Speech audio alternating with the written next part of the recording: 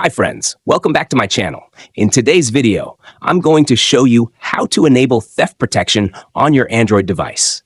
If you're new here, don't forget to subscribe and give this video a thumbs up.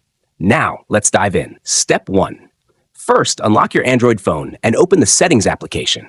This is where all the customization and security settings for your phone are located. Step 2. Now, scroll down and locate the Security and Privacy option.